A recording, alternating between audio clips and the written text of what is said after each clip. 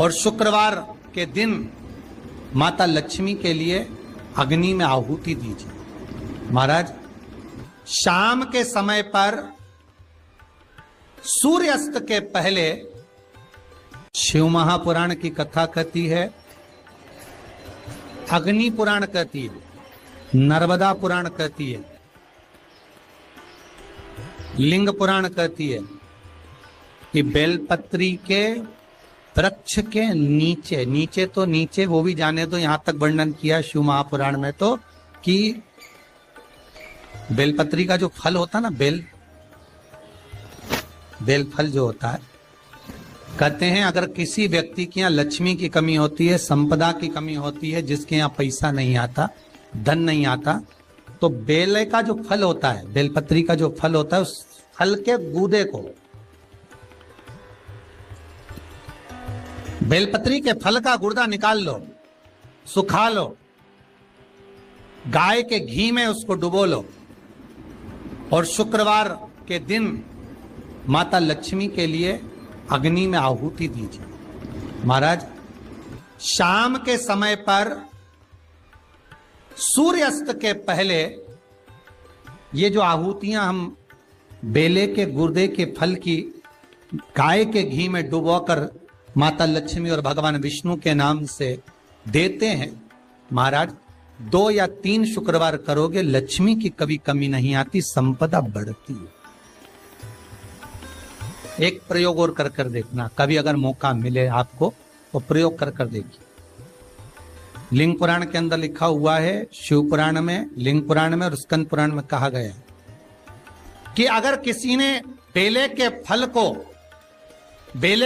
का अगर थोड़ा सा भी गुर्दा पाया है, बेले के फल को खाया हो या बेल का रस पिया हो या बेल के फल का जूस पिया हो, अगर वो व्यक्ति का अनायास किसी कारणवश प्राण भी छूट गए हो, तो शिव महापुराण की कथा कहती है कि 27 दिन तक वो बेल के फल का रस उसके नस नस में रहता है, तो उस व्यक्ति को यम नहीं छूते, वो कैलाश पर निवास करता है। मर भी जाता है तो अधोगति में नहीं पड़ता, नरक नहीं भोगता, वो बैकुंठ पद का कामी हो, बैकुंठ का निवासी।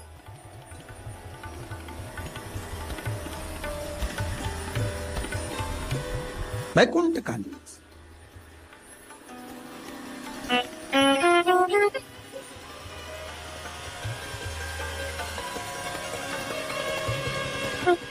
ये जो शिव जी को चढ़ती बेलपत्री हुई, शमी पत्र हुआ, मदार का पुष्प, आंकड़े का जो पुष्प हुआ, ये सब साधारण नहीं है। साथ शंकर का एक एक गुण तत्व ग्रहण करने वाले, शंकर का अनुमोदन करने वाले, शिव को एक एक वस्तु जो चढ़ने वाली साधारण नहीं।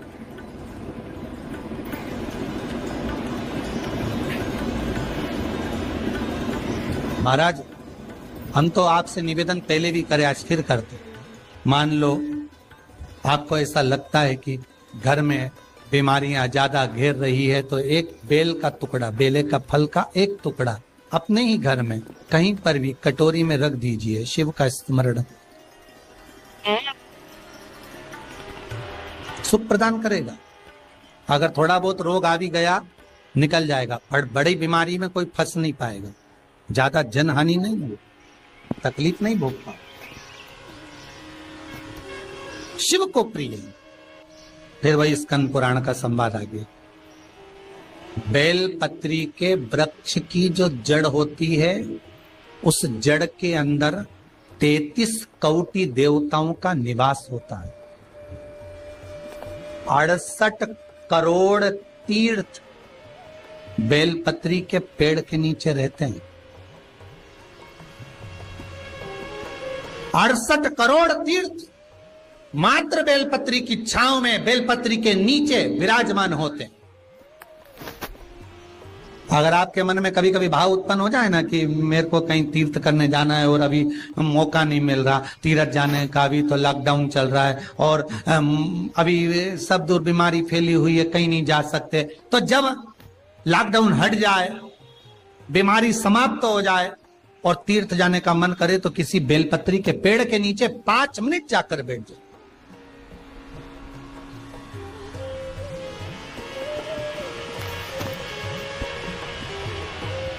और जप लो, श्री शिवाय नमस्तुभ्यम। जितने बैठे हो टीवी के सामने प्रेम से बोलो, श्री शिवाय नमस्तुभ्यम। जितने टीवी के सामने बैठे बार फिर से बोलो, श्री, साथ में बोलो, आगे आगे नहीं, श्री शिवाय नमस्तुभ्यम।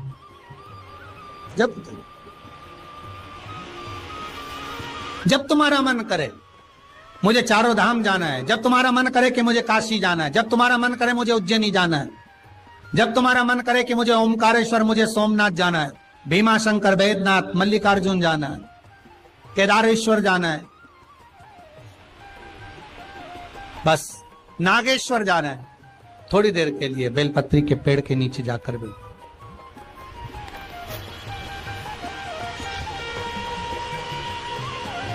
68,000 तीर्थ सब बेलपत्री के वृक्ष के नीचे विराजे। जहां पर देवराज के प्राण छूटे वहां बेलपत्री का पौधा है, बेलपत्री का वृक्ष है। हिंदू धर्म में आज भी रीति है, मरने वाले व्यक्ति, अब तो ये कोरोना महामारी में ना गाड़ी में भरे ने लेकर चले गए और जला दिया, पर पहले जो नियम था शास्त्रार्थ के अनुसार, जब कोई व्यक्ति मरता था उसको कंधे पर लेकर जाते थे, तो ले जाने के बाद में बीच राह में एक स्थान ऐसा आता था जहां पर अर्थी को उतारते थे, विश्राम स्थल पर उस अर्थी को उतारा जाता था। और वो केवल विश्राम स्थल ऐसे नहीं होता था, वहां पर बेलपत्री का पौधा होता था, पेड़ होता था, उस बेलपत्री के वृक्ष की छांव उस मुर्दे पर भी पड़ जाती थी तो उसको यम की कैद नहीं भोगना पड़े, उसको यम की कैद, यम की तृण नहीं भोगना पड़े।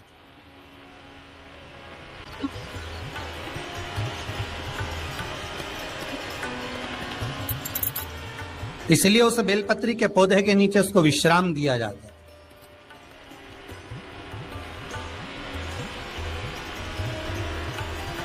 बेलपत्री के पौधे के नीचे उसको विश्राम दी। जब शिव कह रहे हैं, देवराज तेरे प्राण छूटे, मना नहीं है तेरे प्राण छूटे, पर तेरे प्राण जहां छूटे वो बेलपत्री का वृक्ष था।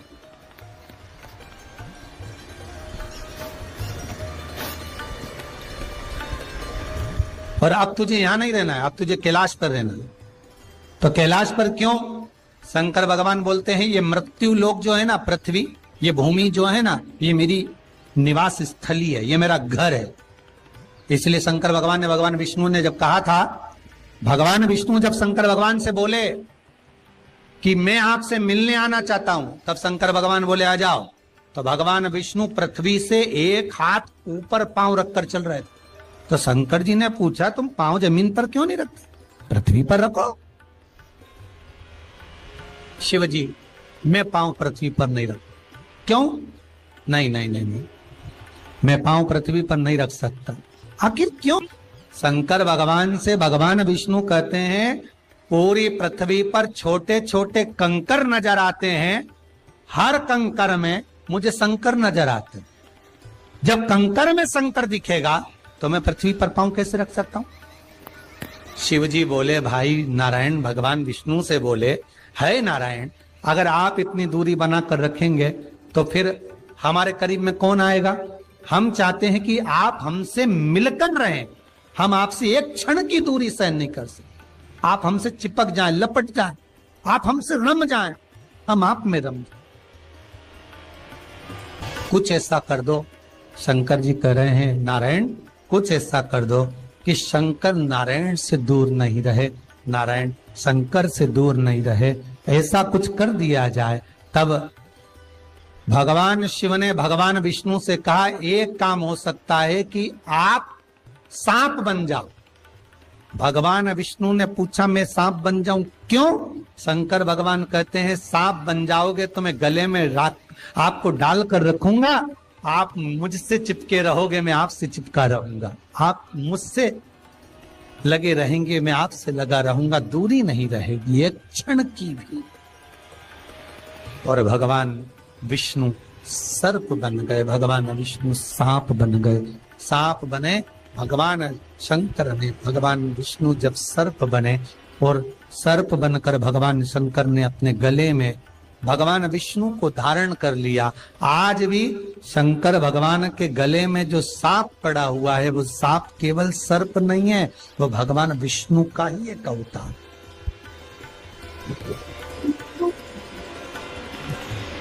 वो भगवान विष्णु का एक स्वरूप। शंकर भगवान के पूरे शरीर पर 6 सांप हैं। कितने सर्प हैं? 6।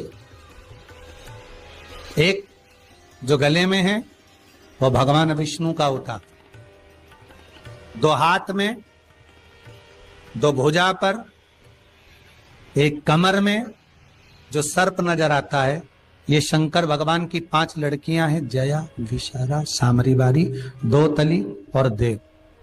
शिव जी की 5 लड़की।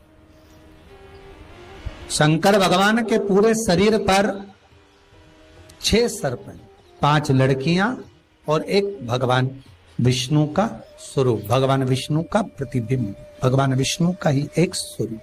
स्कंद पुराण में अगर 16 सोमवार के व्रत का अगर आप विधान देखेंगे, और हम तो कहते हैं केवल 16 सोमवार से ही मतलब मत रखो। आप माताएं अगर एकादशी का व्रत कर रही है, सोमवार का कर रही है, मंगलवार का कर रही, बुधवार का करे, गुरुवार का करे, चतुर्थी का करे, तीज का करे, छठ का करे, आप जो भी व्रत करते हो उस व्रत का विधान स्कंद पुराण में लिखा हुआ है। वीडियो में अंत तक बने रहने के लिए आपका बहुत बहुत शुक्रिया। यदि आपको वीडियो अच्छी लगी हो तो प्लीज वीडियो को लाइक करें और कमेंट में हर हर महादेव जरूर लिखें और बेल आइकन पर क्लिक करना बिल्कुल भी ना भूलें।